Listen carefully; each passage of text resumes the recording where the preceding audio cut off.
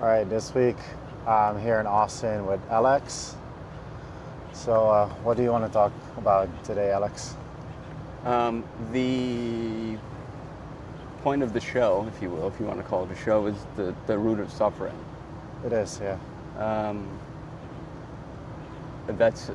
thought that was excellent, and I think that this really only gets done if one person decides to do it. So thank you for making that decision. For me, the root cause of suffering is fear, and it's something that lives in all of us. You know, I always think of that Harry Potter line: "The world isn't split between good people and Death Eaters. We all have light and dark inside of us," and the suffering happens when fear is winning.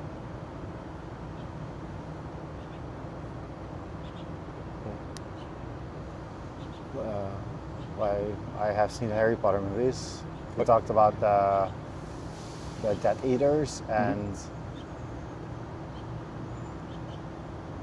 Yeah. So the point, I think, is that Harry is, I guess, questioning whether he's a good person or not, or questioning,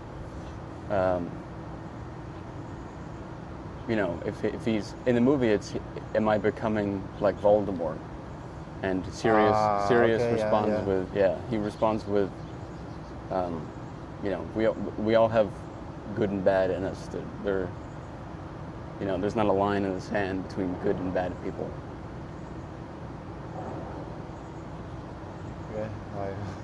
yeah, Sirius is my favorite character in the movie. Really? But why is he your favorite? Because he is mine also. Oh, okay. I think he's just the most interesting one and the deepest one. I think he has the most personality. Like in a lot of movies, I find myself relating to the main character a lot, but in Harry Potter, not so much. I just don't identify with Harry Potter that much. But Interesting. yeah.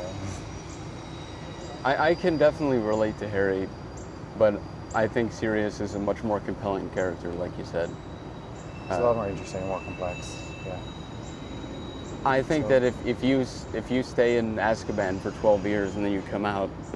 Sirius stayed in that. Oh, sorry. I thought we were talking about Severus. Oh, Severus. Well, yeah. Talk about a character, but yeah. We don't have to talk about Harry Potter for an hour, although I probably could. Phyllis loves Harry Potter too, so. You did mention that. I meant to ask her what her favorite film is. Harry Potter. Doesn't matter. Just Harry Potter. But which one? Memento as well. So. It's for me. It goes Star Wars, Harry Potter, and almost anything Nolan makes. Yeah. But I would put The Prestige above Memento, and The Dark Knight. But yeah. So your initial analogy with the fear and relating that to Death Eaters and Harry Potter, does that relate to you in any way? Yes. So my journey with mental health started, my professional journey with mental health started when I was 18, and I was in bed, and my mom came upstairs, and she said, "What's wrong?" And I said, "I can't get out of bed. I don't want to get out of bed." And I'm assuming it scared the shit out of her, because she said, "We're going to the hospital." That was the first thing out of her mouth. Wait, so you said, "I don't want to get out of bed," and your mom decided that we're going to the hospital. Mm-hmm. She's a nurse, so that was probably. Was there anything leading up to it, or do you know why you were saying that specific day, "I don't want to get out of bed"? I would say that if you had, if you were a fly on my shoulder, you could say that that was kind of the peak of kind of struggle. But there was no, I don't know, there was no marker or like psychosis or something crazy that you could point to say, oh yeah, this is why he's bedridden. It was just suffering. And yeah, at the time it was, I would, if I did pass the blame, it would most likely be like seeing my friends go to college, kind of not having a direction. That I think that's probably why a lot of diagnosis emerges at 18, most likely. That's my assumption, is because it's just, I remember it being a really, really hard time. And I went to the hospital and... So yeah. What kind of hospital are we talking about here? This was Rochester General Hospital. So it was in upstate New York. Just like a general hospital, not A fairly, okay. I don't know, popular or fairly recognizable one. From what I understand, it's known for plastic surgery. That's kind of their claim to fame, if you will. But they do all sorts of Yeah, medicine. Okay. yeah. So I spent, sorry, the train there is very cool sounds, but it steals my train of thought. Like, are you still okay with doing it outside, or? Yeah. Okay. Let's keep rolling. Yeah, so I must have been in there for 4 or 5 days, and they thought I was bipolar, and they just kind of tossed the idea out there. I wasn't really sure kind of, what that meant and stuff, and I was just like, to me, I was like, there's nothing wrong with me, and I went about my life. And what sort of doctor is this that after 5 days thought or said you have bipolar? If you remember. You know what, I don't know. Because to me, it was just me. And I thought there was a lot of people kind of psychoanalyzing and trying to interpret me in a 5-minute interview, Yeah. Yeah, so, yeah, that wasn't my only hospitalization. Honestly, at this point, I've been hospitalized more times than I can count on 2 hands. And that was from 18 to 26. It was, I would say, 10 to 12 times. And so initially it was your mother who decided that. Yeah, there were a couple when, people around me were kind of like, I think you should go to the hospital, and I was like, okay, well, sure. Yeah. And so it was actually, I'll let you decide. So where do you want this? There's a lot of things I could ask you about. Where do you want to continue talking? I would say that, let's continue by saying that I haven't been hospitalized for, I think, 3 years now. Okay. And I don't see any doctors. I don't take any drugs or what have you. Okay. And I firmly believe that what has disordered can once again order. And I am the living proof of that. Okay. So between the age of 18 and 26, you were hospitalized more than 10 times. Mm-hmm. And now you're 29. All of these hospitalizations, were they all in regular hospitals, or were any of them in, again, I wouldn't personally call them hospitals, but psychiatric facilities?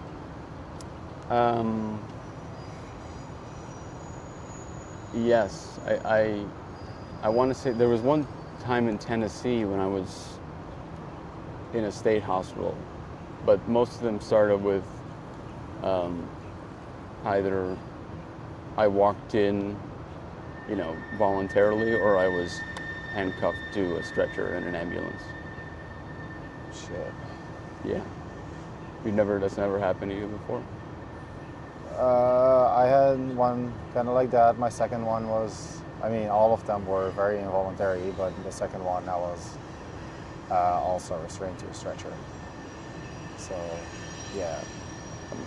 Most of the time, I didn't even notice. It was it's part of the psychiatric law, if you will, or their power significantly grows when you have handcuffs, because it's considered involuntary.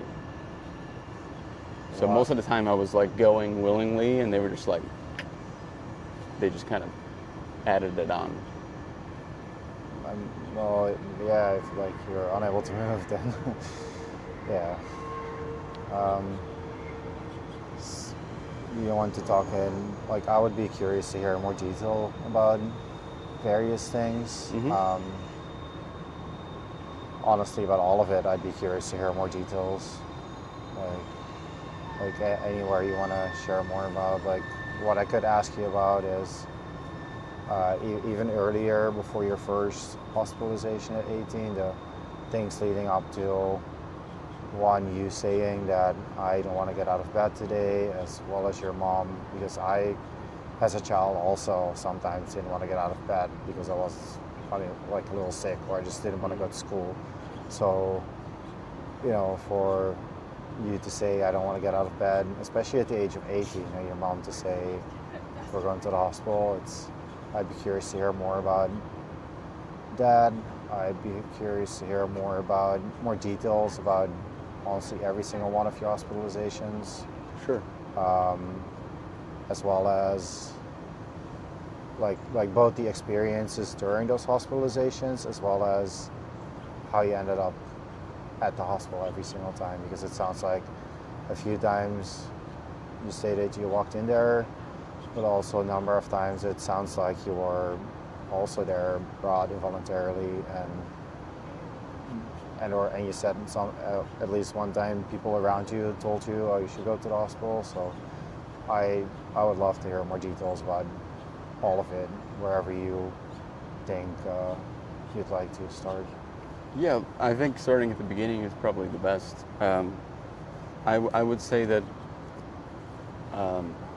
my mom deciding we're going to the hospital is not how I would do it. If my child, if I was in that instance, I wouldn't do that. Yeah. But that's part of the issue that I have with psychiatry. Just for one, the fact that it exists, but Yes. I think part of the cancer of it is that it doesn't just put a white coat in front of you and say, I'm here to help. It really makes everyone a doctor. And it arms them with pathology and labels. And it has friends and it has loved ones analyzing your behavior and diagnosing you. And that was my experience. I was bipolar before I was even bipolar, if that makes sense. And to me, it was normal stuff. For example, when I was 18, you could say that I hit like a depressive period, or a sad. I wouldn't even call it depression. I would call it just kind of a sad period, of introspective period of I really feel like a failure at this point because I don't know what I want to do. And I didn't get any scholarships, and I didn't excel in school. I just felt like I failed. And I think that's a totally normal thing. That's the first thing that I'm thinking about. A lot of people at all sorts of ages think they've failed. Doesn't mean they actually failed, but a lot of people at all sorts of ages think this. So I would say those thoughts are common, and the feelings related to them, I think, also common. So, And I believe that there isn't a thing. I don't believe failure exists. I think it's a really shitty idea. There's no such thing as failure. There's only growth. It's kind of like a chemist putting ingredients into a vial and seeing what happens. You wouldn't go, oh, that failed. You would go, that happened, and then you would try another mixture, kind of like a chef. But humans are like, fuck, I fucked up. Excuse my French, but yeah. Yeah, I work better with concrete thoughts. Like sometimes with the more abstract stuff, it's probably largely on me. Like I just I work very concretely, so I have a hard time to follow some of those analogies. But But the overall concept makes sense, right? so failure doesn't exist. Mm-hmm. Like like like like like in what sense, like, or Let's use school as an example. If I take chemistry and I get an F,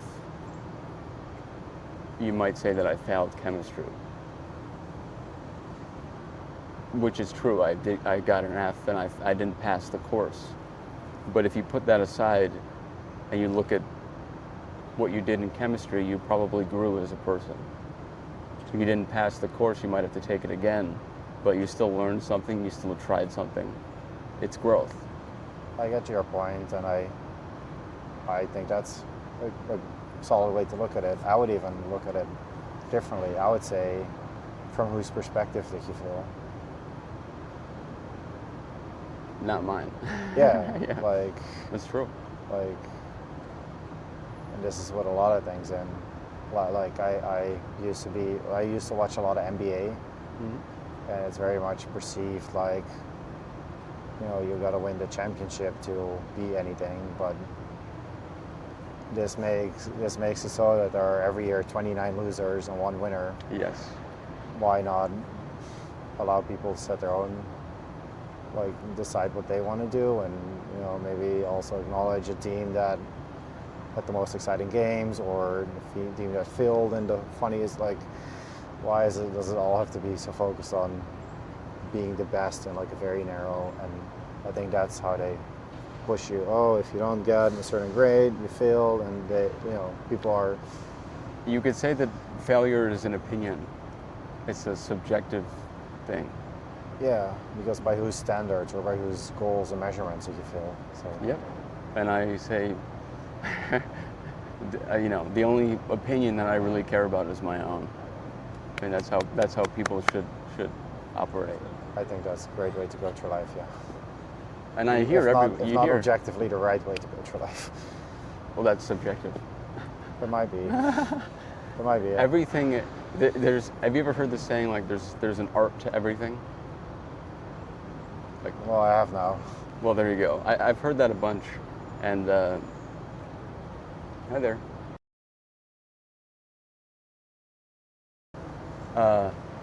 We left off at there's an art to everything is something I used to hear, and so art is subjective.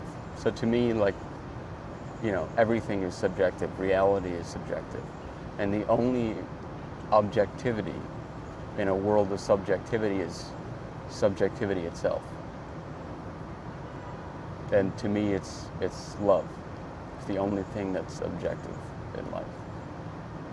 Yeah, if you want to get straight to the foundational way I see the world, I think the only thing we can know is our own experiences. I think those are, unless you want to say that your experiences are subjective, perhaps. I don't know how that would work, but for me, I know what I've experienced. That's the only thing I objectively know. And then everything else, I don't know, but that's how I would describe it. I know everything I've experienced, and everything else, I don't know. I don't know anything else. Well, you and I can have the same experience and have a different experience. Does that make sense? Maybe. But maybe we should leave these topics for Sure. later. I mean, they might come up naturally, but for now, I guess, I'm really curious to hear more about, so everything. You left off saying that, again, at the age of 18, you talked a little bit more about,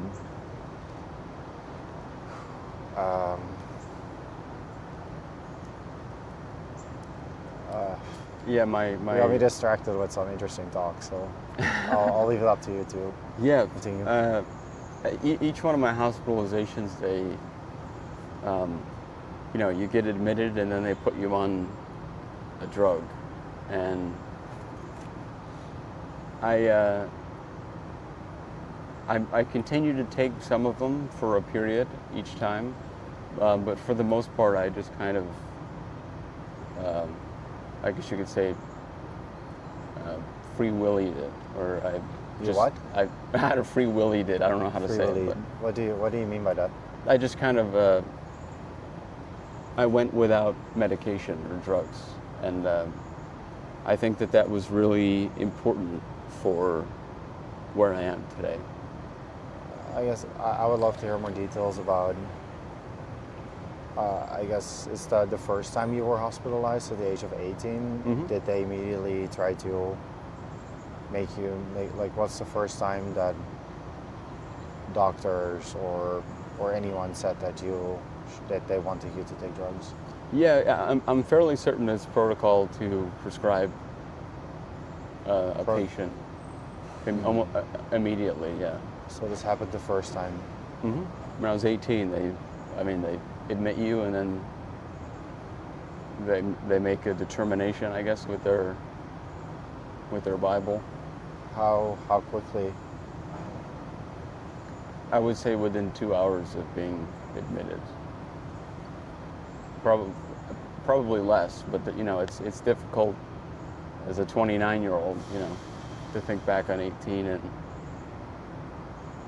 it feels like, for anyone that hasn't been hospitalized or admitted, it really feels like prison.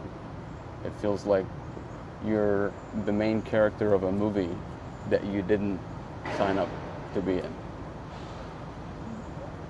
So you said that this was a general hospital, right? But not just, I assume this was a psychiatrist who made you, or? I'm not sure. Most of the time you don't really see a psychiatrist off the bat. Most of the time when you're kind of admitted, whether voluntarily or involuntarily, you go through emergency. So you're in you could be next to someone waiting for surgery, or next to someone who had a heart attack, and then they would bring in psychologists, behavioral specialists, whatever title that they have. I'm just in shock. So what you're saying is you were 18, you didn't want to get out of bed. Your mom said, we're going to the hospital. She took you to a hospital, like an actual hospital with also surgeries and all sorts of stuff. And within 2 hours you were drugged. But do you know or remember what drug specifically? Like a psychiatric drug, I assume, or? It was, I believe it was risperidone at the time, which is an antipsychotic, which I think it's important to mention that there's huge settlements and a bunch of lawsuits around that drug. Yeah, it's why I do what I do today. I don't say, oh, that experience traumatized me or that experience ruined me. I view it as I don't want anyone else to have it.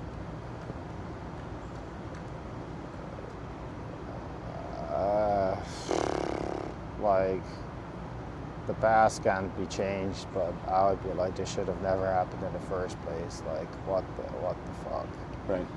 Right. And this is just your first of over 10. What the fuck? This is insane.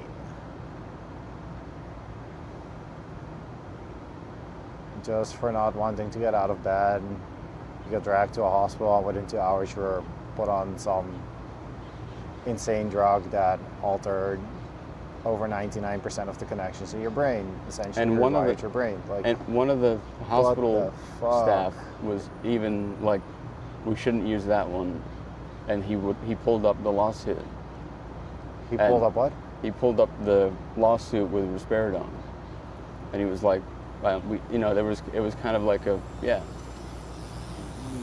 what the fuck?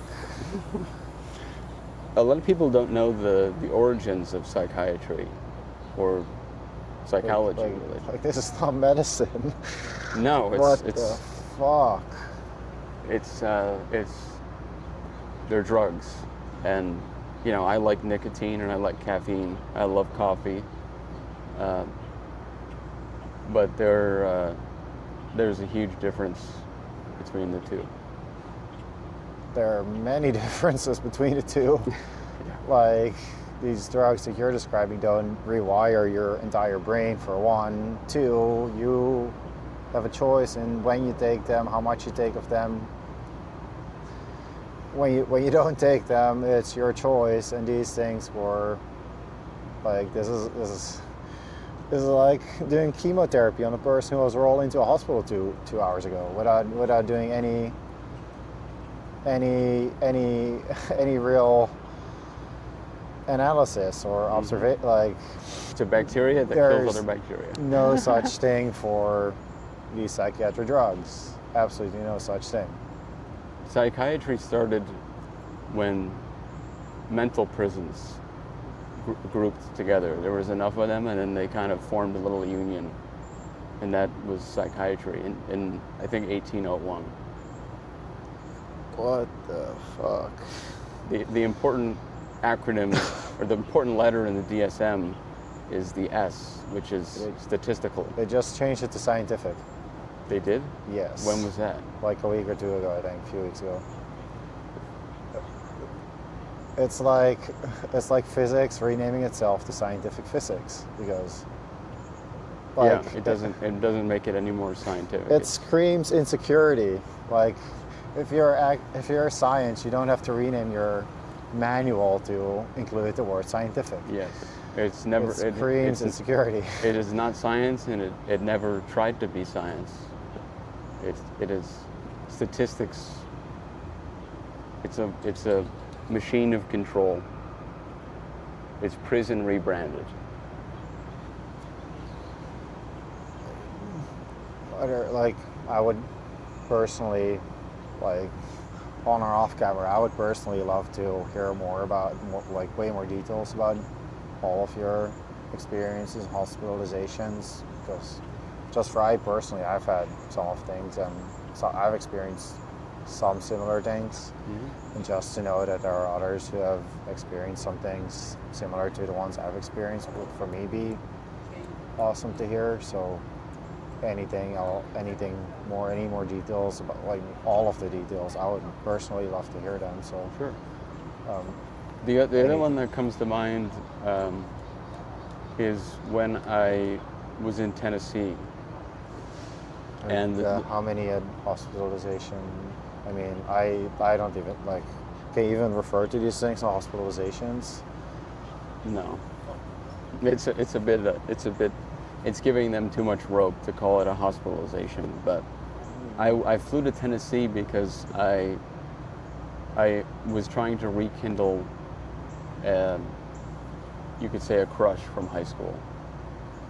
So you grew up where did you grow up? I grew up in upstate New York, Rochester, and I think I was 25 at the time, if I remember correctly. And I just thought to myself, if I don't try one last time, I'll just regret it forever. So how did you have, if you grew up in upstate New York, how did you have a high school crush in Tennessee? She relocated. Okay. Yeah. So I flew to Tennessee. Can I ask, did you have any contact in between high school and? Yeah, briefly. But yeah, it was, we call it a shot in the dark, I think is fair to say. Okay. I would personally love to hear any more details that you have, but you can also leave it at this and continue with that. We had mutual friends, and I heard that she relocated to Tennessee, worked at a place that I'm not going to say, obviously, but so I was like, I just got on a plane and did it. Okay. It wasn't like, see, I'm going. It was kind of like, I was like, this sounds crazy, this is insane, and then I thought if I'm 65, you know, Okay. I'm going to look back and think I should have gotten on that plane. Awesome. So, I like it. yeah, right? So I flew there, and some of it was... And you were 25? I think so, 25 or... Yeah, it was my last hospitalization. Okay, so you have been hospitalized around 10 times already at this point. Yeah, I think so. Do you want to choose a different word than hospitalization, or like I was imprisoned 10 times. Yeah. Okay, that's reasonable. And the place where she worked was a hospital. So I walked into the hospital and I asked for that person. And they said that only patients can see this person. So she said, go to emergency and be a patient. And I said, okay. And I went to emergency and said, I'd like to see blank. And they put my name on a thing and I waited. And the doctor was a little puzzled as to why. This was the high school crush, or so she was your doctor at that? She wasn't the doctor, no, but she worked there. So I became a patient in hopes that I could see her. And I essentially told the doctor everything. And I was questioned for like 2 days by police while a patient. And the interesting thing about that one is that I was in the emergency room and there was police at the door. Like it was 24/7.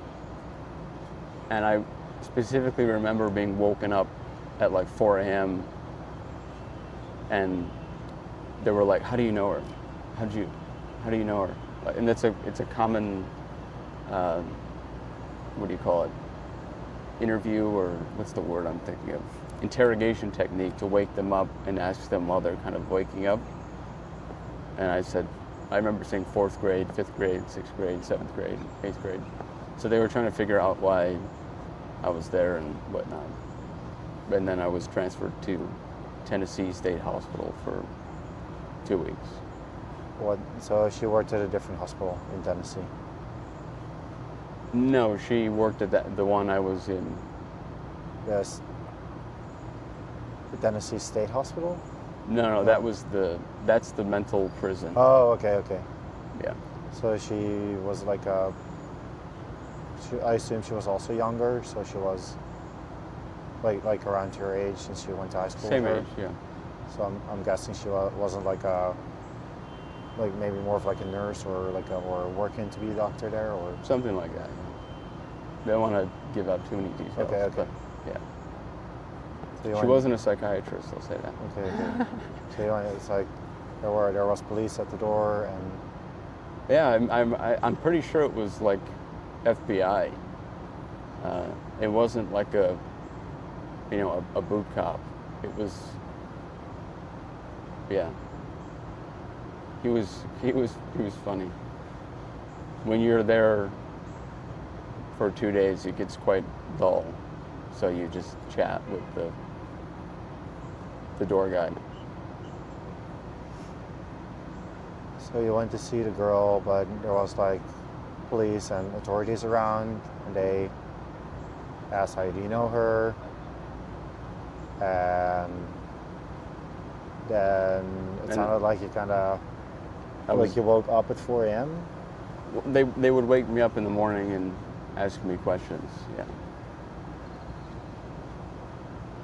And then at one point I guess I was deemed insane, and then transferred to After that, you were transferred to the mental hospital prison. Yeah. Okay. I think the main line. There's still details like.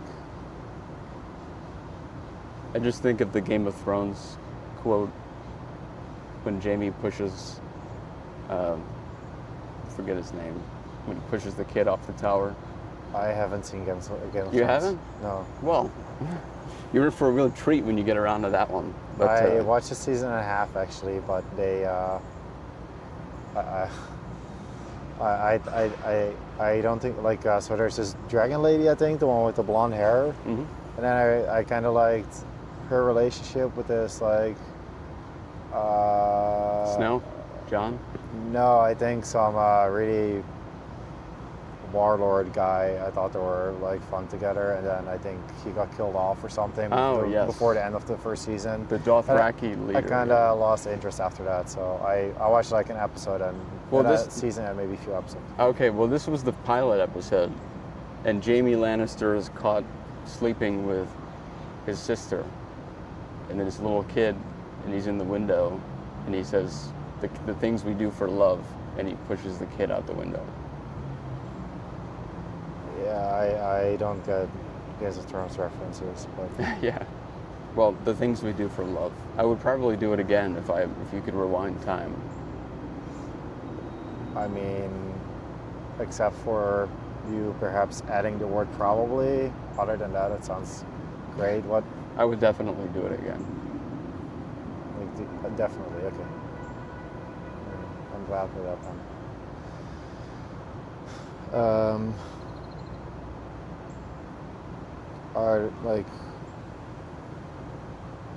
Are there any more details you'd like to share? Again, I would love to know more about many of these experiences, as well as more about your, I guess, childhood, and more about the reasons leading up to you not wanting to get out of bed when you were 18, because I'm assuming that, assuming that a mother her response to that is to just take you to a hospital, that there are more things in your childhood that led up to that. Is that something you're comfortable talking about? Or again, I would personally love to know more about all of these things. I just want to give you the opportunity to talk more about anything you feel comfortable talking about.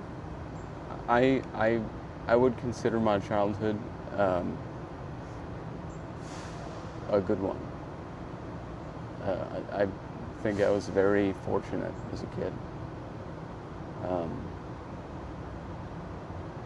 Fast forward to today, I don't speak to my immediate family. They're still in New York, and they think I'm insane. They think I belong on medication, and I need a team of doctors to be in their life. So psychiatry didn't take away my ability to carry a firearm, or 2 weeks in prison. They took my whole family from me. They took what? They took my whole family. My whole family. Your whole family. Doesn't see me as a family member. The first thing that I thought about, in what's like you said, you consider yourself to have had a good childhood. In what sense? I would say that I was never worried about money or things like that. They always spoiled me on my birthday and Christmas. When I was 12, my parents divorced, so that was, I guess, the unlucky part. But my dad lived close, and I had spent time with him, and it was fairly, I guess, civil or adult. They would talk to each other, weren't big fans of each other, but there was no, domestic violence or anything like that. Okay. And then what caused it to go from, it sounds like you generally had decent relationships with them, or up till the age of 18, or? I think that when someone is struggling, particularly someone you love, I think that normal or natural to reach for help or seek help.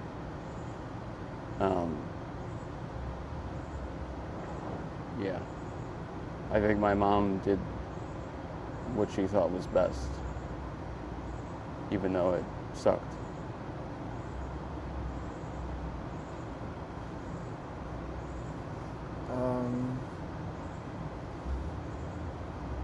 I think the two things I currently am thinking of asking you about. Sure. Yes, I'll give you two Go ahead. options. I'll share both of them with you. The first one is I'd still like to know, especially if you say you've generally had a good, you consider yourself to have generally had a good childhood. I would find it unusual, or I'm just curious how you then ended up saying you didn't want to get out of bed at the age of 18, because I'm not saying that's the case for you, but generally that would signal, some sort of, something is, you're maybe displeased or unhappy about something, or some form of lack of excitement about, getting out of bed and doing things. Something seems, like in spite of what you say was a good childhood, something was maybe related or unrelated to your childhood. There must have been something more to that. I'm guessing that's. Yeah, I think that's fair. You can talk about that. For me, it was really school. I really disliked school. I never cared about school. I never really tried in school, and to me, school is prison as well. It's a really terrible babysitter, and I loved having friends, and the yearbook is cool to look at. But everyone signs the yearbook. But other than that, I think it's a terrible way to grow up. Public, private. People make fun of me for saying this, but I like to say it. A walk in the park in one day will teach you more than 12 years of public education. And that's how I viewed it. And when my friends left for school, I was like, well, I don't want to continue this crap. And, a part of it was me thinking that I was a failure, like I said, and then another part was the outlook of not going to school and thinking I'm not going to succeed, if you will. So you thought or it sounds like you thought you were a failure for wanting a different life than others? Mm-hmm. Yeah, and that's kind of the theme of psychiatry as well, of this kid's different. But then I'm glad that I heard you say earlier that, which I like, that you think what you think of you matters more than what any. So I feel link that back to, as a child, you feel it, or thinking that you were a failure for wanting to live a life different than others. Than Neuroscience calls this rejection sensitivity, and it's essentially when someone says you're an idiot. If someone said that to me, I would say, oh, why? Why do you think I'm an idiot? And then, or they would probably just keep walking, or maybe they were just joking, who knows. But I think when you're in school as a kid and someone says you're an idiot, I think that goes straight into your heart, and you take it as, I'm an idiot. And it wasn't until 25, 26 that I have a good opinion of myself. Yeah, the way we're treated is, I think, affects, if not is, how we feel. Maybe not is, but affects heavily how we feel. Mm-hmm. But yeah, like what the way I would describe that is, you wanted something different. You did not want to go to school. You did not want to be part of this. Pretend to be sick. I used to just walk out the front door. I used to spend my days in school thinking of ways to not be in school. And then I think because, people around you and society at large want you to go to school, don't want you to do what you want to do, I guess. Yeah. You're made to feel like a failure is how I would look at that. And in reality, it's the exact opposite. To me, that would be a metric for potential. And I wish I could go back in time and talk to the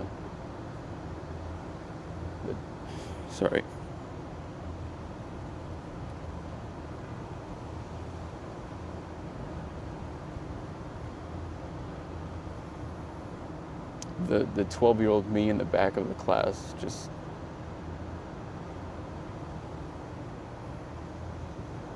trying to live and not understanding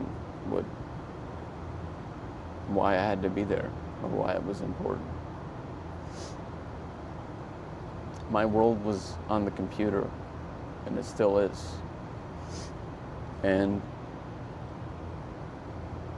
that was why I could get bullied in school, and I could fail the exam, and I could watch the girl I liked go to the dance with another person, because my world was behind the computer, in front of the computer.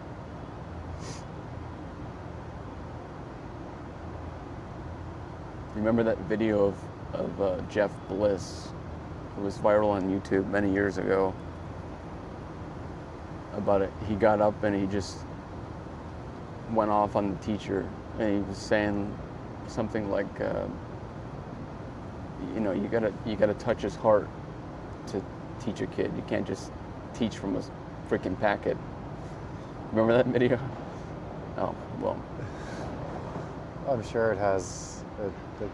If I pulled it up, I'm sure you could remember it. I have no doubt that this relates in a great way to what you just said. I just don't know the video, so. Well, he essentially became famous. He even, I think, made music afterwards. But he was a big inspiration for me as a kid. So,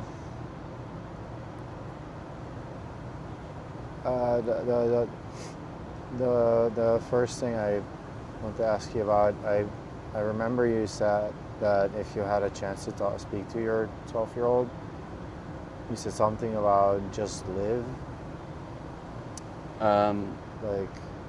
That's it. I remember you saying that, right? Or if I could speak to the 12-year-old me, I would say that, the things that you fear now aren't important. The school doesn't determine your value.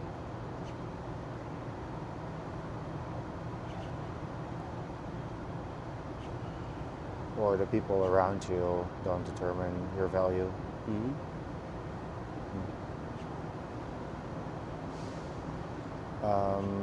So, also at age 12, it sounds like you described your world as being behind a computer. First off, can I ask about, I also played quite a lot of video games during my childhood. What kind of games did you play? Or other things online? Yeah. Most people play games on their computer, but there are various things you can do on your computer. Like yeah, lots of online communities. And I played a lot of StarCraft games, and RuneScape. And which StarCraft? Both of them. Okay. Yeah, I started on, the original, and then Brood War, and then StarCraft 2 in 2010. And I played RuneScape from, 2006 or something like that. My grandfather was a huge computer guy. He worked on a lot of the first computers that existed, that looked nothing like the computer we have today. But it was a big reason why when I was 5 years old, my dad bought an IBM, and it was I want to say it was like the PS2, and it was way too much money, and my mom was furious. But before I could even reach the keyboard, you know, my mom had no idea what it was, and I was on the computer, you know, full access to the internet, unsupervised, and I was making videos and browsing the web for as long as I can remember. You were making videos at what age? There's videos of me as like, I would say 4 or 5 years old. You're making videos and putting them online at like 4 or 5? I didn't put them online, no. The IBM came with the little circle webcam thing. Yeah. And there's videos which I dearly wish that I still had. And I was telling my sister to, like, you know, get up there, let's do a video, stuff like that. I remember seeing. Something else I gotta ask you, did you ever watch professional StarCraft 2? Oh yeah, I still occasionally watch Artosis and GSL. Tasteless? Yeah. Yeah. Do you remember like how they trolled Artosis with like the pirate jokes and the 420 jokes? No, what? So, professional StarCraft, it was like, you know, big in Korea, and then Artosis and Tasteless, like American guys moved to Korea to commentate. And at the end of the matches, like the English viewers, they always in a thread on like forums, like put questions that were to be asked to the professional players. Yeah. But really, a lot of those questions were just meant to troll Artosis. Like, I mean, it's also all sorts of 420 jokes and pirate jokes and stuff. I love it. I never watched the player interviews because they were always like, you know, dubbed in English. But I'm really sad I never got to see Tasteless and Artosis in Korea. Because Artosis, I think Tasteless doesn't do it either anymore, right? I'm not sure. But I know these days. Artosis retired from GSL, but Watched for many years, but me and too. And then what about RuneScape? Like I've never, or I might have played for a few hours maybe. Yeah, RuneScape was the game in school. All my friends played it. Yeah, it's a Java clicker. I mean, it's really simple, so really it could run on. Yeah. So it could run on really any computer. You know, if you were smart, you could play it at school. In 2010, they did Evolution of Combat, which really changed the game, and everybody quit. And they then, a couple years later, they launched old school RuneScape, which is what it is today. I haven't played it recently, but yeah, I make music based on RuneScape and stuff like that. So it was a big piece of the younger me. Next thing I would love to ask you about, again, to the people around you in society, it was like you're different and that's bad, and it sounds like they kind of make you feel like a failure. But to me, that's like incredibly interesting. How did you, like, what age exactly did you feel this way about school, and how did you come to feel this way about school? Because to me, it's like incredibly interesting, rather than, you know, to me, it's incredibly interesting how you ended up so different at such a young age.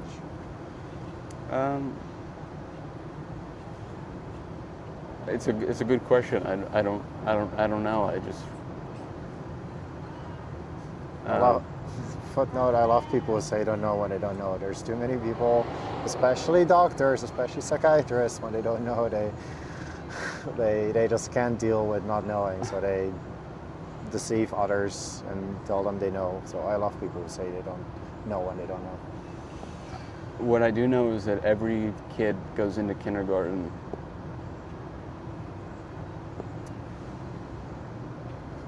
particularly beautiful. Every single child. And when they come out of high school, they're a bit different. That's where I sit today. I think that it produces someone that's a lot different than when they went in. Yeah, but that's you today, right?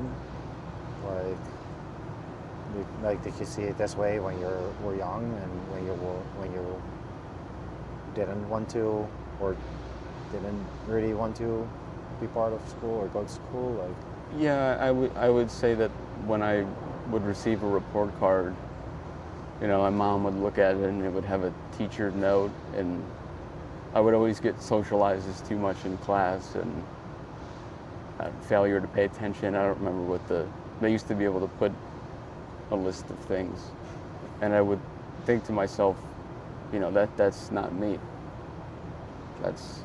I probably did socialize too much, but you know, that's an opinion.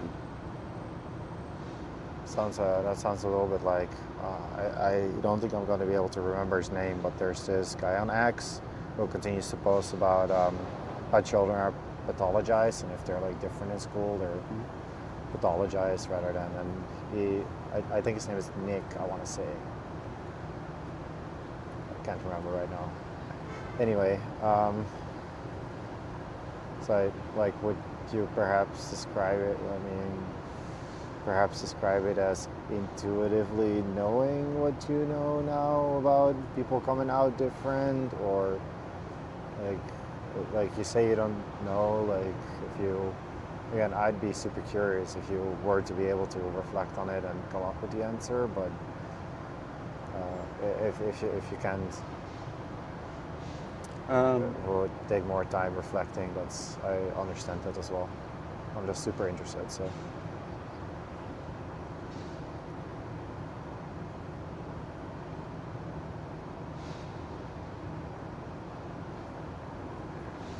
To me, learning has always been by doing, and that's as long as I can, you know, remember back. It was learn by doing, and I thought to myself, if I wanted to be a mechanic, I would fix cars. If I wanted to work in a bank, I would go to a bank. That's how I saw things, like, as long as I can remember. And I thought that school was hierarchy, or I don't know what the proper term is for it, but yeah. I never took the SAT. I went to community college when I graduated.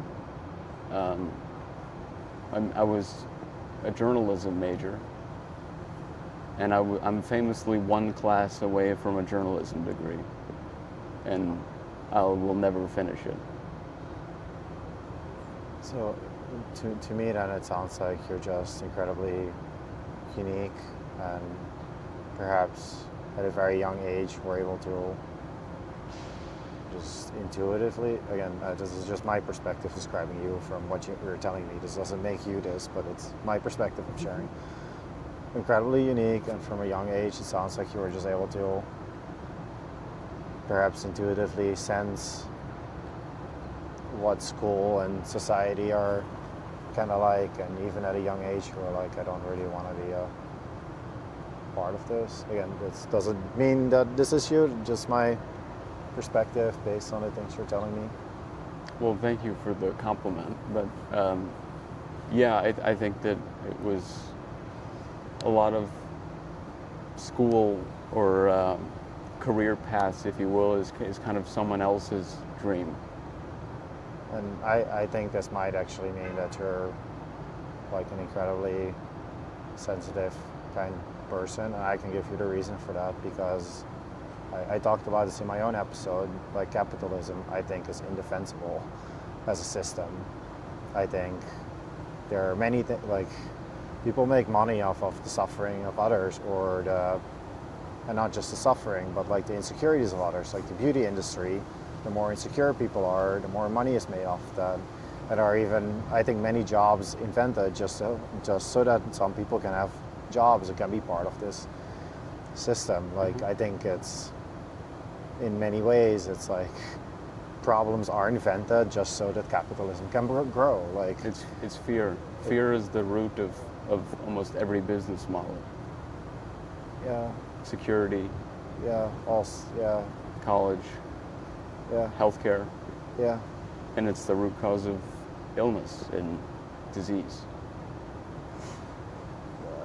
But yeah, I'd say that most jobs you're actually hurting people rather than helping, or perhaps not most, but a lot of jobs you're actually hurting people in society rather than helping them. And perhaps you at a very young age, or again, just my perspective on you, but you might have just been a very incredibly sensitive and incredibly kind person who was somehow subconsciously able to sense this as a young age. You don't have to accept this, but just my perspective. Well, thank you. I do think I'm a kind person, and I think that a me exists in everybody. Underneath fear, we are all nothing but love. Made with it, raised with it, and we're here looking for it. I think that stands on its own. I don't have to comment on that, I think. Okay, thanks for sharing all of that about your childhood. I really enjoyed hearing that. I mean, enjoyed, but also sad about some of the bad parts. All of it made me who I am today. So do you think it's primarily that being made to, if at any point you don't like the terms I'm using to describe you, you can step up or push back, but it sounds like you were made to feel like you were a failure. Do you think that's primary, or the primary contributor, or the only contributor to you at the age of 18 saying you didn't want to get out of bed, or are there other factors that played into that?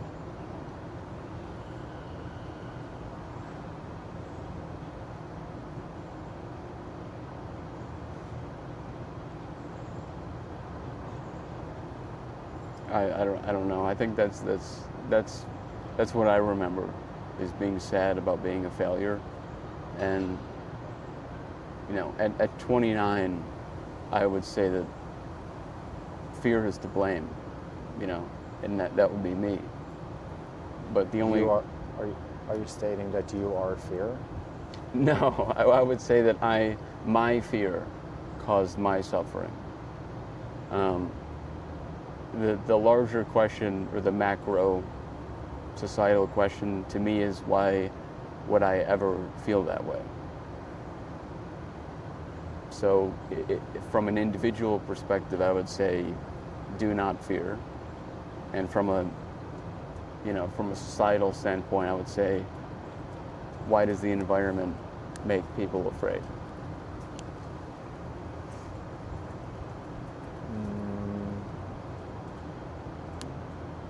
And then it sounds like you are telling yourself and others not to fear.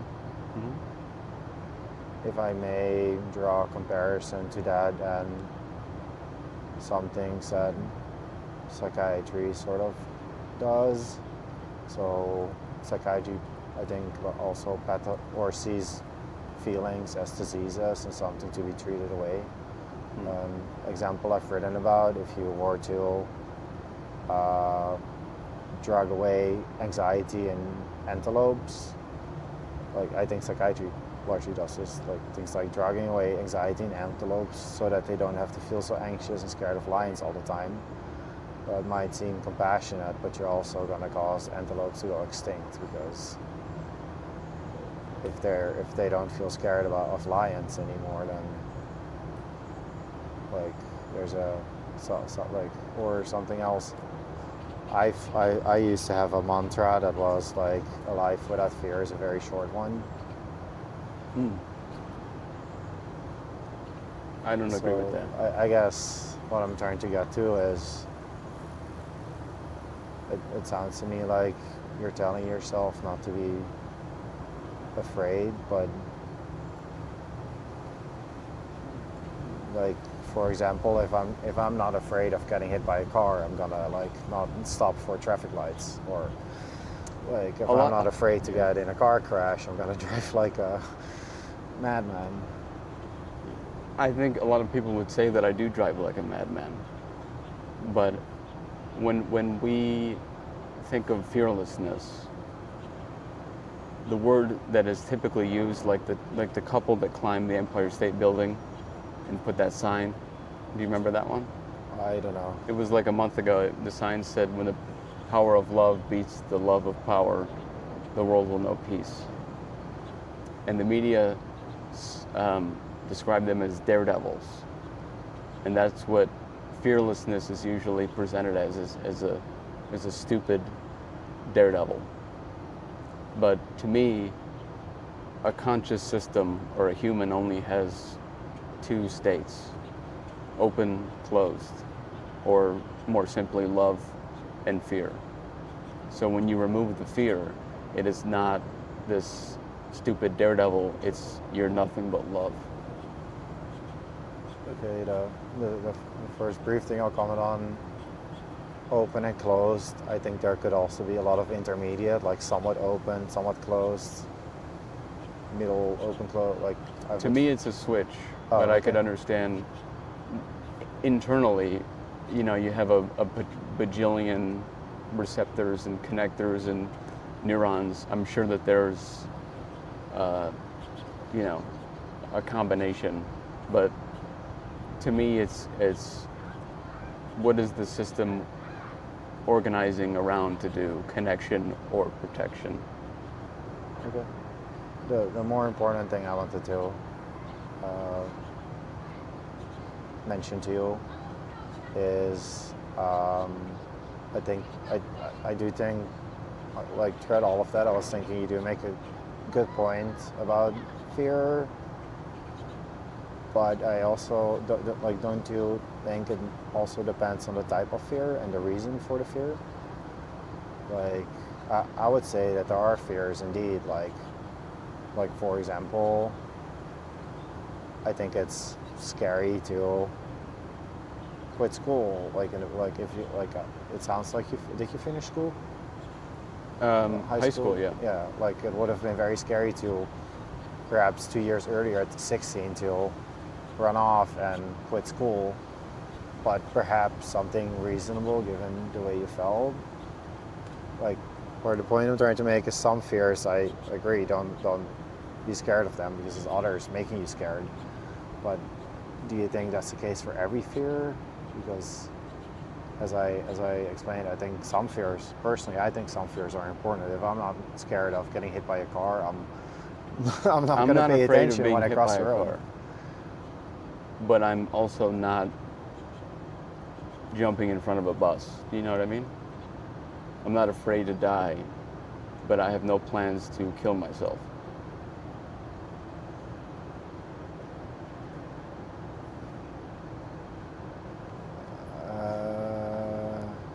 In fact, I think that people who do have the desire to die is a product of fear.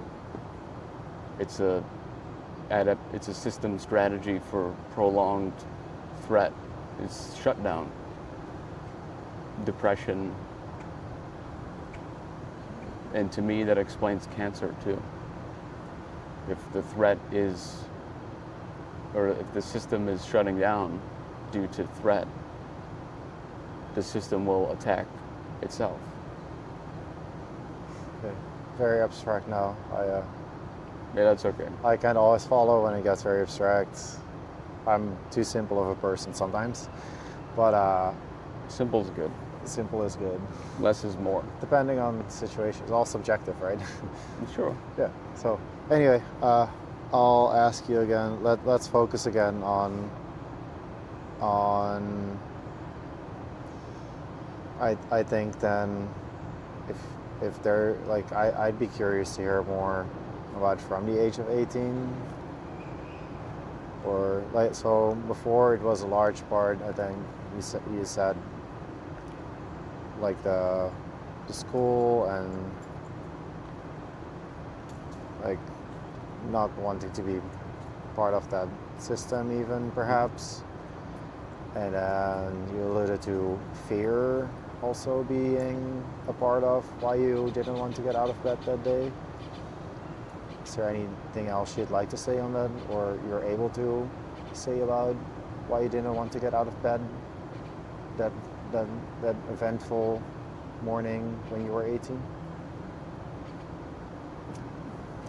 Every diagnosis in the DSM-5 to me is prolonged closure, prolonged fear.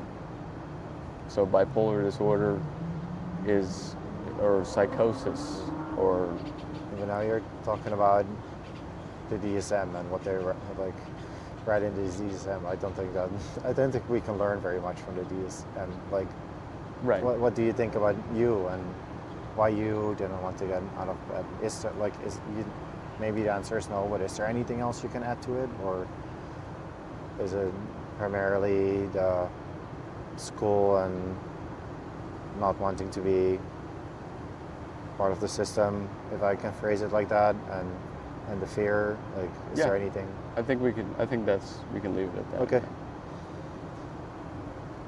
Then if you're able to remember and comfortable talking about more, like probably even more so for me than anyone listening to this podcast, I would really love to know as many details about all of that as you can share, because it's something that I've been through, stuff like that, and I would love to know more about others' experiences having been.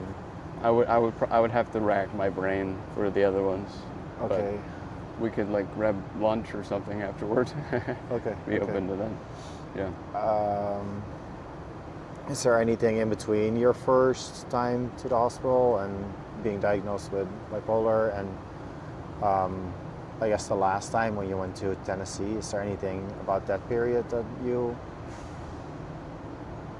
can or are comfortable, willing to talk about?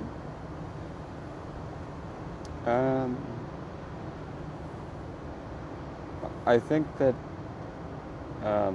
my decision not to take medication or drugs was very important.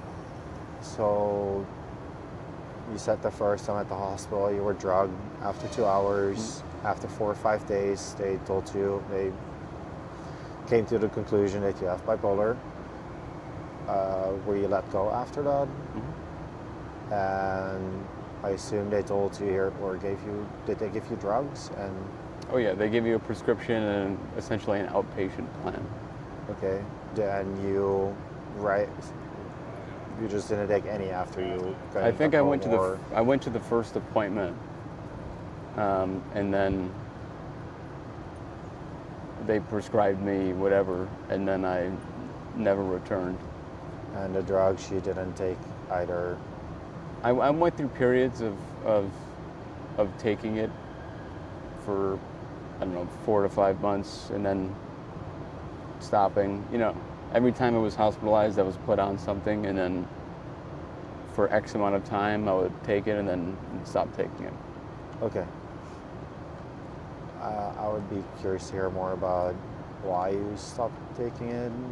Like, some people have specific reasons. Like, I think both of the last 2 guests I interviewed had specific reasons for why they stopped taking them. And like, what were yours, if any?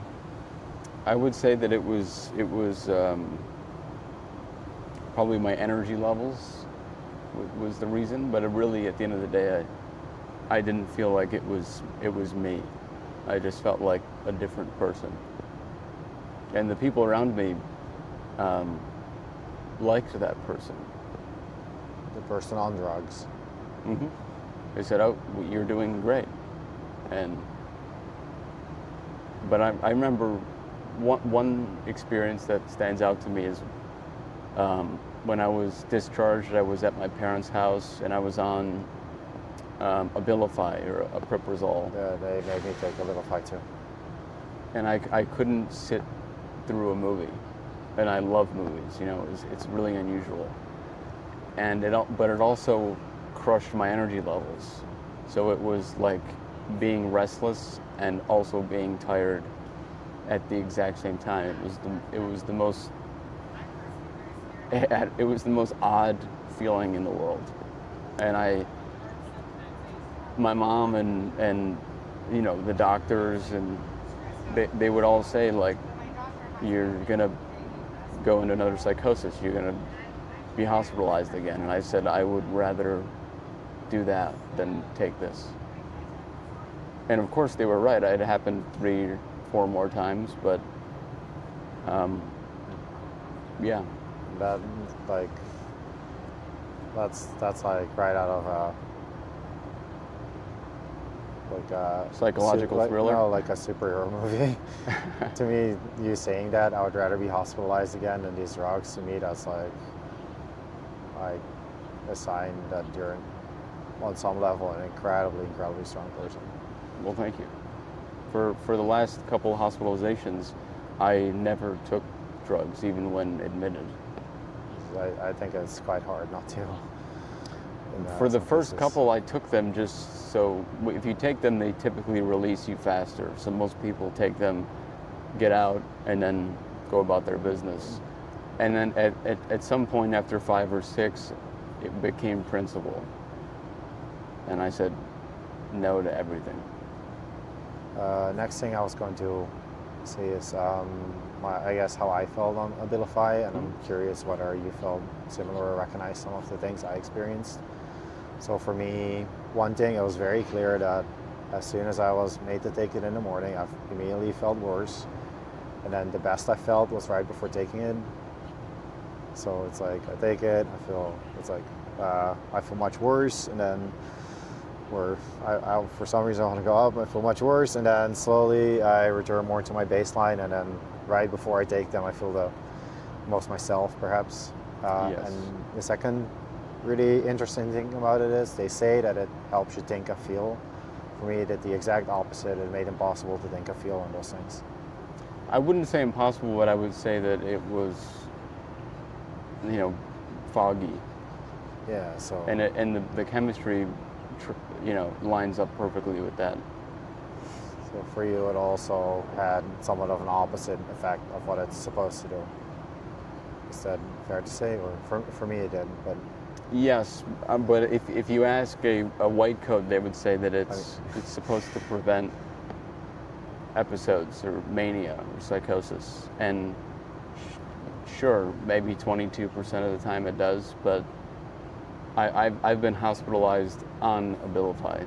I've been deemed in a psychosis on Abilify. And that, to me, is the reason why a vast majority of people are on drugs for their mental health, and the crisis has not gotten any better. And it's because getting worse. Yes, I would agree. And it's because you can't suppress fear, you can't avoid fear, you can't outrun fear. It will surface, and if you're on drugs, you will be incredibly out of practice. I think it even makes it worse. Yes, that's why the disorders are said to worsen over time. It's because of the treatment. From my experience, if you suppress feelings, they grow. Mm-hmm. I can also say on a very fundamental for myself, I kind of believe that who I am, like others didn't accept this, and I was tortured into not being who I am. But I think every time I got locked up, all 3 times I got locked up and tortured for being who I am, I kind of decided to just be more me. So they've just created an even more version of me. They've only accomplished the opposite of what they tried to accomplish. Right. And I think that's like fundamentally me. But I think the same thing with feelings, and maybe the logic behind it is that like maybe not all, like for some reason I want to say feelings say a story, or no, not like that, but I don't really care what their logic is. Just suppressing and going unaddressed, like it just worsens over. Like I don't think I have to. Some things don't have to be explained. I've tried to think what the logic behind psychiatry is, and there's not. No. At least from my perspective, I'm sure. So I mean, everything is to someone's benefit, I think, but everyone benefit. Like everything is to someone's benefit, but I don't know about psychiatry either. So where were we? Would you, yeah, your choice not to take drugs, as you said, I would rather be locked up again than continue taking them.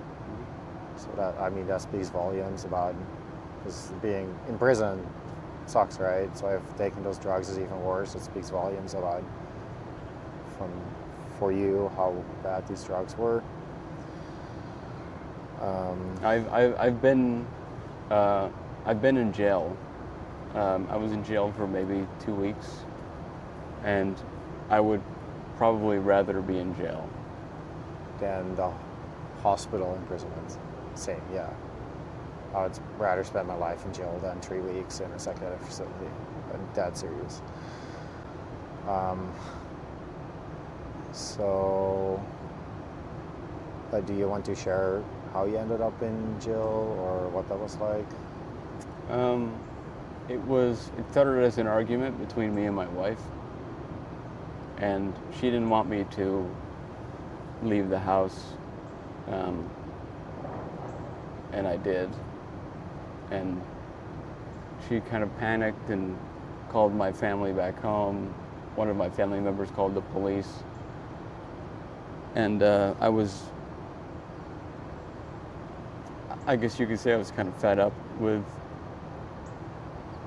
the hospital and all that, essentially the authority of society, and the police showed up, and I was like, I don't know, 300 feet from the apartment, walking to the car, and he just kept shouting my name, and I was just giving him the finger, and then he leg sweeped me, and I was arrested. Essentially for flipping off a cop, or I don't know if other people will get that, but to me it sounds like that's like the excuse The charge was resisting arrest. Yeah, but the question to me is, what was I being arrested for? Why were the cops called in the first place? Because someone didn't want you to leave the house. Yeah. Okay, yeah. Is there anything else you want to share about, like, any of the imprisonments or any of the drugs, how the drugs impacted you? I think there will be a lot of people listening to this podcast who will be interested how the drugs affected you. So that might be something. Anything else you want to share about anything? I think overall, with antipsychotics or antidepressants, to me it's short-term stability in exchange for long-term short-term relief in exchange for long-term stability. So it's I'm struggling now, or I feel this way, I take it and I feel this way, and that some people might say that's a win, but long term, it's for me, it wasn't beneficial. So the question I want to ask you is, whose relief and whose stability? To me, it's quite clear that a lot of these imprisonments, I mean, the first time your mother took you, you've said that some of the times it were the people around you who said you need to be, I mean, they said hospitalized, but you say imprisoned. And a lot of the people around you said that they preferred you on the drugs, whereas you clearly have stated that you would prefer not to take these drugs. You stated it very, very strongly. So the drugs give short-term relief to who and long-term stability to who? Not me. Yeah, not Yeah. you.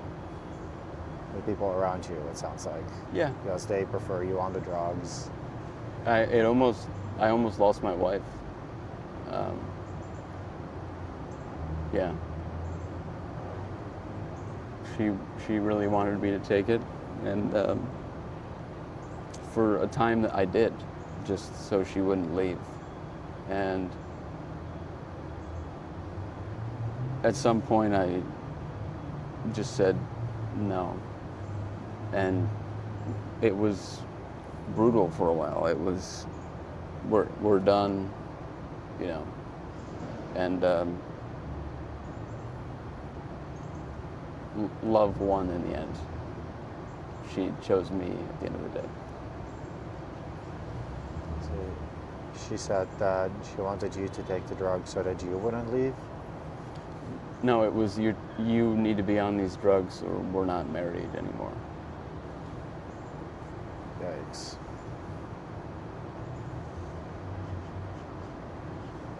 Okay. For someone that, you know, hasn't experienced psychiatry or doesn't, I guess, was never labeled as bipolar or schizophrenic, I think that it makes a lot of sense to advocate for medication.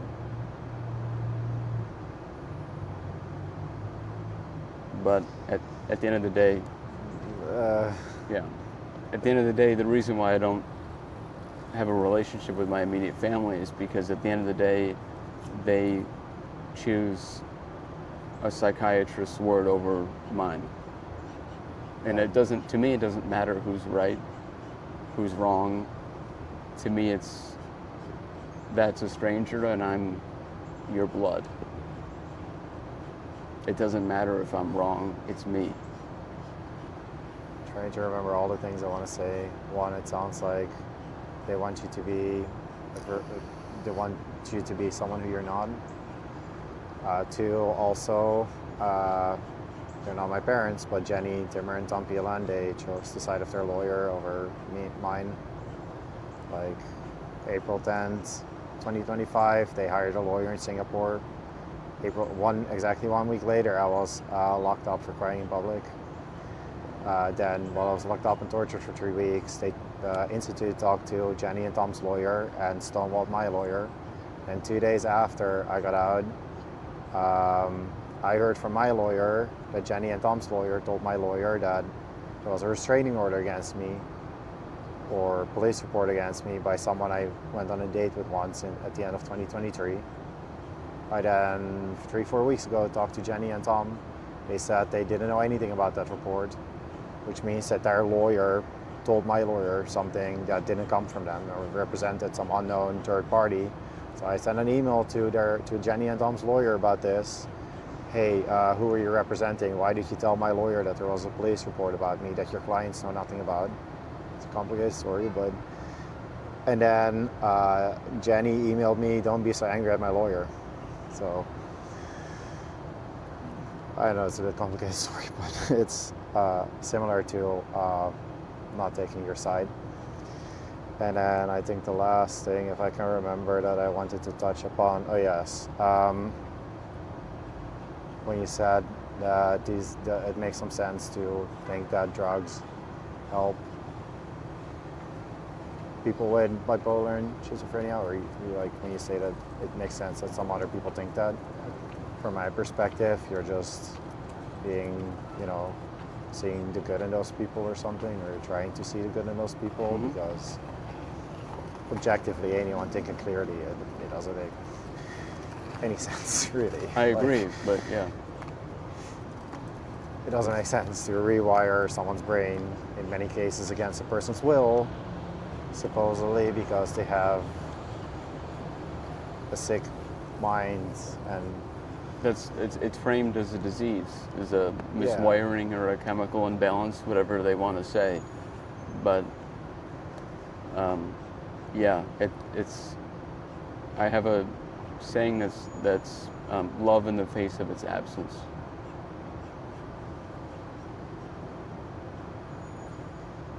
I'm thinking that you're maybe too kind to these people, but that is none of my business. So I spoke out my thoughts, but I understand. Beyond that, yours. I will. Yeah. Okay. So before we get into the 6 questions, is there anything else you want to share about any of these imprisonments or any other things about you or your story? I would say that the decade or 8 years or so, from 18 to 26, was the basis of my theory or framework, which is what I call the theory of love. So it's kind of what emerged out of that struggle. And I touched on it briefly about, I said the open-close model.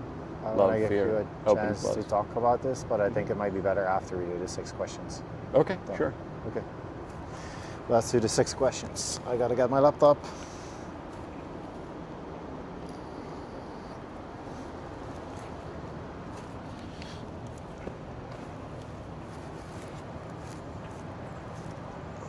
All right. Question number 1. What are the root causes of your suffering? Fear. Do you want to leave it at that, or do you want to expand on what the causes of your fear are, or even add things to that? Because,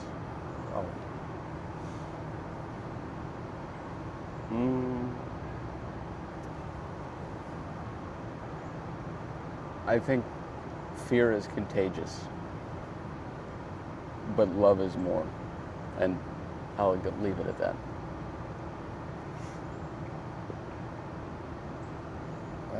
we can leave it at that. I would like to say that, from my perspective, some of these hospitalizations and drugs also were, and you being made to feel a certain way during your childhood. I would say that it didn't make it better. I would say that it. But the root made cause to you remains the fear. Yes. Okay. Question number 2. Would you be helped by being locked up, stripped of your rights and liberties, and subjected to involuntary brain alteration, with the risk of being restrained to beds, tortured, and having electricity repeatedly sent through your brain without consent? No. No. Question number 3. Would you be helped by drugs that alter over 99% of the about 500 trillion connections in your brain? No. Simple answers. Would you be helped by paying someone to listen to your problems and potentially giving you unsolicited tips and advice on how to be and how to live your life? No. What would help you? Is there something I or anyone watching can do to help you?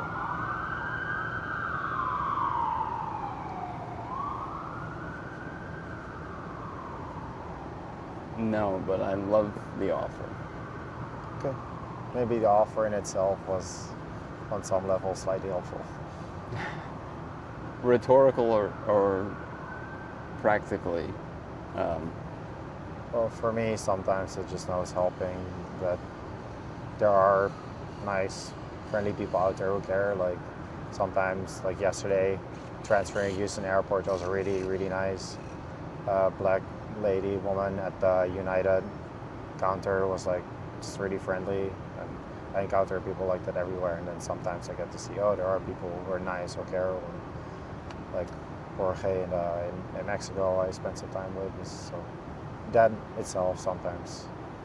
I would say that love is very helpful, yes. And the last question, question number 6. If you could change 3 things about the world, what would they be?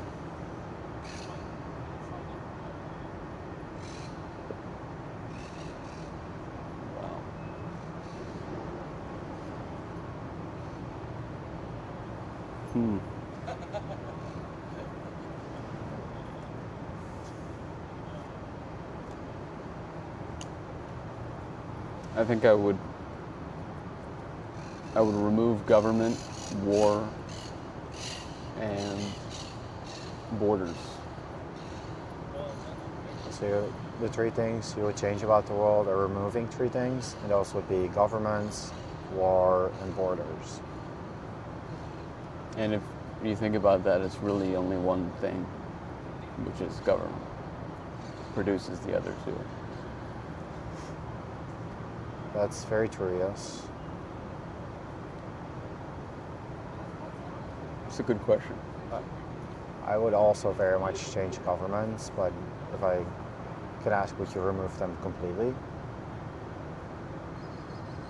Like, I'm not saying that would be wrong, or I'm not it sure how might- you would fix it. I think to me the only true law is love. Newton called it gravity, but I call it love. It's the force of the universe, and trust is what allows it to work across space and time. You want to talk about your theory of love next? Sure. I think that's a good segue. Yeah. The theory itself is a conscious system tends over time towards coherence, health, and stability in the presence of love. Okay, you're going very fast. A conscious system over time Tends towards coherence. tends towards coherence. What do you mean by coherence? Like, Essentially the ability to bend and for all systems to communicate and operate correctly. To me, that's like what health is. that is still very complex to me. I like to simplify things. So consciousness over time tends to coherence, which you described as. Can you dumb it down for me? I'm a very simple person. Okay, humans tend over time toward health in the presence of love and towards unhealthy in its absence. That's the simple answer. So you're saying that if people are cared for, they tend to feel better than when they're not? And it's not even, it doesn't stop at just I feel happy or joy. It's physically, it's scientifically healthy.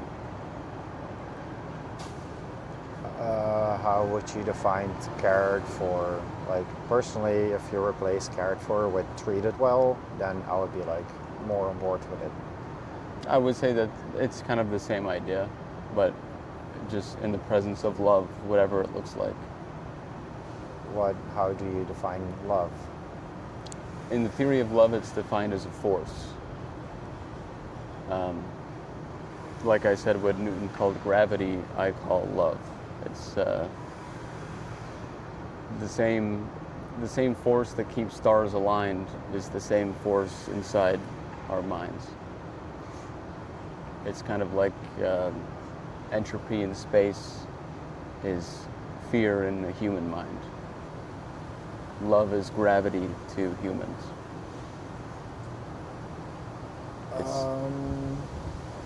What would you say to someone who says that there can be different types of love? I would agree. But love itself to me, is best defined as a force. So most people will point to romance or a chemical reaction or chemistry, and I would say that that's all true. It's all love. But to understand the full picture, I think it's best defined as a force. Then to me it sounds, or at least how I would label things, more of like an underlying force of the universe, perhaps. If I were to apply a label to that, I would not label that as love. I would label that as perhaps good is a label I would choose over love. To me, those are synonyms, but yeah, you consider it like an organizing principle of all matter. Well, I would say that I don't like all types of love. That's why I say how you define love is how you live your life. And some people have not the best definition of love. I think there's some truth to that, yeah. Like when I say, what is love? the number one answer is "Baby Don't Hurt Me," which is the song from Hadaway. But to me, that's the opposite. It's attachment. Love is not attachment. Fear is attachment. Fear holds on. Love lets go. Again, you go too fast for me. I'm not so. Okay. I'm slow and I'm dumb and I like simple things. So if the loved one, you're traveling. If what? You're traveling a lot at the moment. So if your loved Yeah. one texts you and says, "Oh, I'm really worried. Where are you? Are you okay?" Like define a loved one. A girlfriend, a friend, Like a partner, family member, anybody. person I care about, or a person who cares about me, or Both. either or does it have to be both? It could be either one. Okay, so as long as there's one-dimensional care at a minimum, then it would constitute a loved one. Well, I was just using it as an example. Like if someone, if we went on for 4 hours, my wife texted me and said, "Where are you? I'm worried." To me, that's fear. Worry is a synonym. Because your wife would be worried about how you're doing. She's stressed or anxious about maybe I don't know, got lost, got hit by a car or whatever. Can't that also be a form of care? That's why I say how you define love is how you treat others, how you live your whole life. I think I completely agree with that sentence. Yeah. Yeah. I perhaps even who you are. Mm-hmm. Earlier I said you're made with love, you're raised with love, and you're here for I love. was not raised with love. You were raised with... I mean, Perhaps, it depends on your perspective, but you have to be pretty. Let's just say that you were raised with I don't know what whatever... words to describe to people who would say that I was raised with love. I hear that a lot, and perhaps I would agree with you, but we were raised with whatever their definition of love was. And some people have a really shitty definition. Yeah, but doesn't this, I mean, maybe prove is too big of a word, but doesn't this at least between the two of us, prove that every person has a different definition of love? Mm-hmm. Yeah. But you would still describe it as this one force? Is that just for you, or do you think that is the case for everyone? I would say it's the case for everybody. It's an organizing principle. So you could say that fear is like entropy, or like it's disorder, and love is the organizing or ordering principle. Well, I will put something back to you. I think order and disorder also, depending on your perspective, is different. For example, from the perspective of a lot of other people, psychiatrists think I'm very disordered, okay? So psychiatrists think I'm very disordered. Probably many people would say I'm very disordered. Mm-hmm. And probably some people would have said that you were disordered just for not wanting to go to school. I would say I have said that I think you were a very kind and sensitive, like incredibly kind and sensitive person to perhaps be able to sense what school and the system and society is like, and to at such an early age just kind of not want to do that to others. That's how I would phrase it, but a lot of other people would say that is disorder. So I would say that order and disorder depends, who you ask?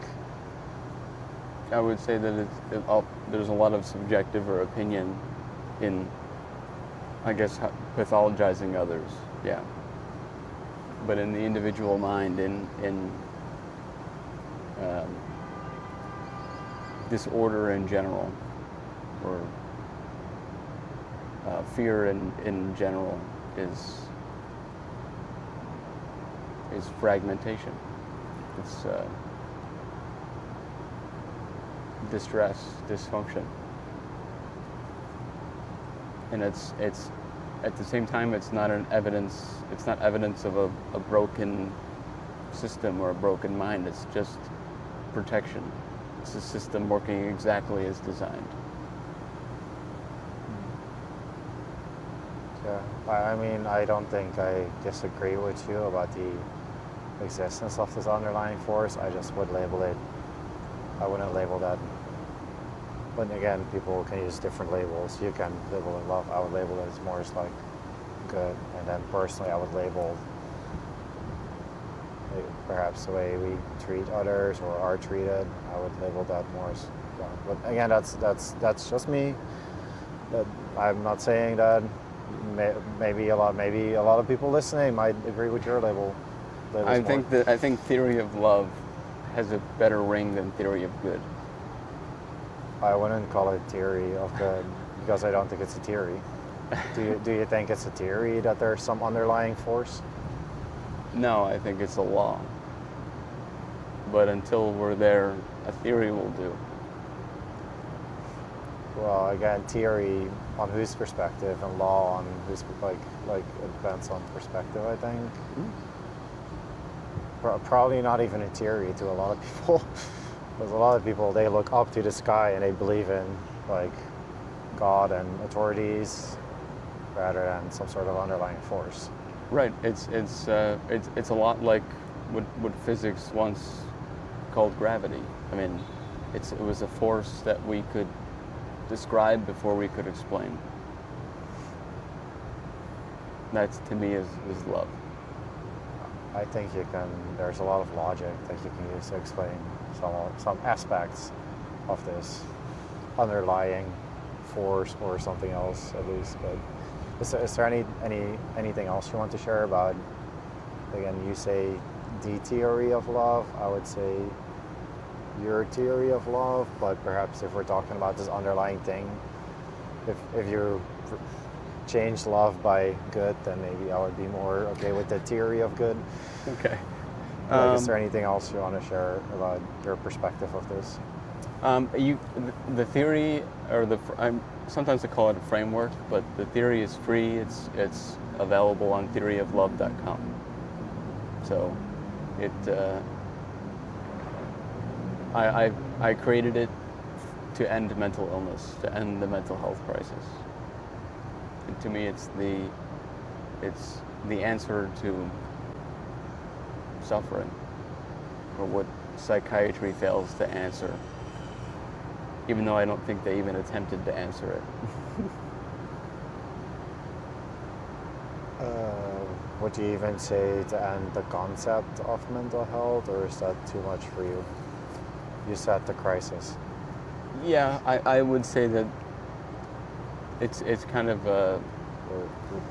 Would you be okay with I saying the concept of mental health? Because I personally think the entire concept is wrong. I think that's fair. How I see the concept of mental health is people who have been hurt by others or failed by society. There's loads of different situations. Currently, there's this girl Erica on X who is like has a feeding tube, and like doctors in her area won't help her, and her parents are like atrocious, want to get rid of her essentially. So she's failed by society as well as by the people around her. But either way, people have been hurt by others, failed by society. They're made to blame. Like they're said, you're mentally unhealthy, you're mentally sick, you're mentally disordered. You are the one who's wrong, you're the one who's sick. And it's on you to either go do therapy, or if it gets really bad, we're gonna lock you up and we're gonna drug you till you change. We're gonna drug you into something different, so that all your suffering it doesn't go away, but honestly it's made worse, but it's invisible to Right. people around them. That to me is essentially the concept of mental health, and it's completely like, I mean, there's not much more evil than that to me personally. Yeah, I think that it's a term that doesn't hold any meaning. You know, it doesn't point to anything useful, and it doesn't accomplish anything. But yes, to me, mental health is love, and mental illness is fear. If we want to, label, I guess, someone. So I personally like to use for this concept the term emotional well-being, because the reasons for that is, one, I think there are more people who will disagree on the existence of a mind than on the existence of emotions. I think it's going to be hard to find people who will deny that emotions exist, but mind is a bit different, I think. Is a vaguer term. To me, your brain or your mind is the CPU, if we're going to use an analogy, and it just processes instructions. And the next question is, well, where does the CPU get its instructions? And to me, it gets it from the heart. Okay. And I personally like the term well-being better than health, because health implies there's like an objective almost, right and wrong. Right. Decided by consensus type of thing. Because that's, generally for physical health, you can it's kind of objective whether there's something right or wrong, or what health or unhealthy is, at least more so. But when it comes to like emotions and how people want to be and how they want to feel, I think that's perhaps entirely subjective. So well-being, I think, leaves more room for people to choose how they want to be. I think that's a step in the right direction. Yeah. Is there anything else beyond I can probably link to the website. Is there anything else you want to share about your theory of love, or the theory of love?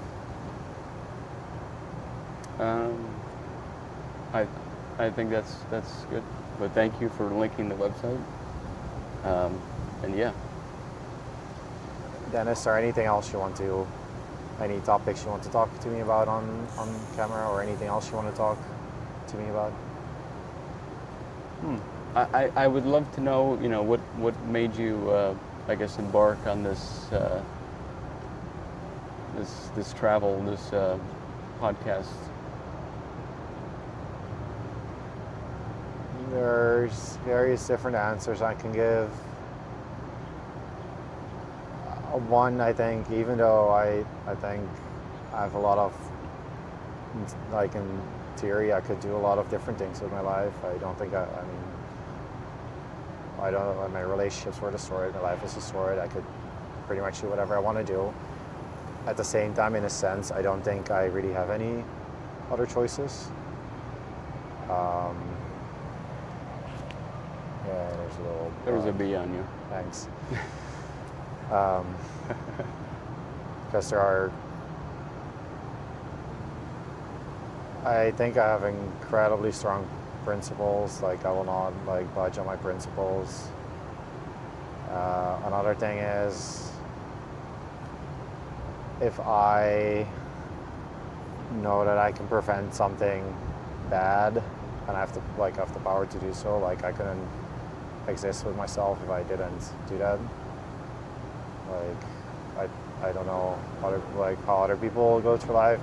I suspect that a lot of people, they could be doing more, but they choose not to, and they're okay with that. I just hold myself to such, you wouldn't believe the standards I hold myself to. So with that, I think I don't give myself any other options. This is kind of the only thing. And then another way I can explain it is, imagine you were a Jew in the middle of World War II. You had been put in a concentration camp, and then you were let go.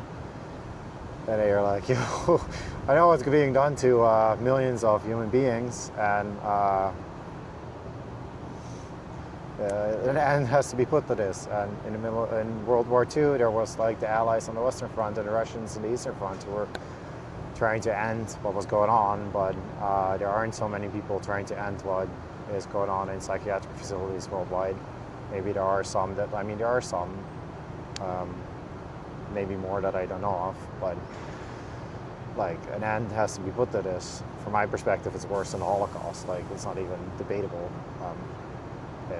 I know that this is going on. I fucking know what's going on and what's being done to almost 10 million humans each year.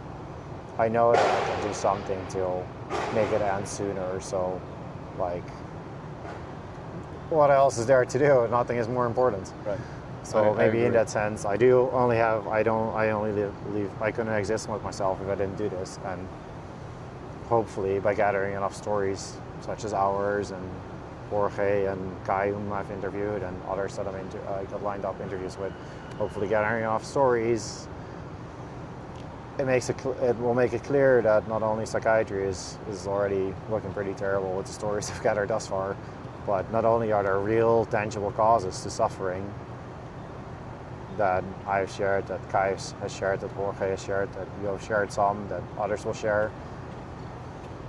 Like, it's definitely not caused by some mind that's sick or diseased or disordered or unhealthy. Hopefully by doing more episodes over the months or years, or decades, however freaking long it takes, people will eventually come to understand that what's going on is freaking insane and something will change.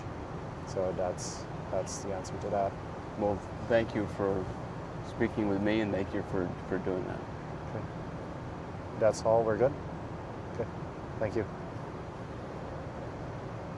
The bee's back. There, I got Thanks. it.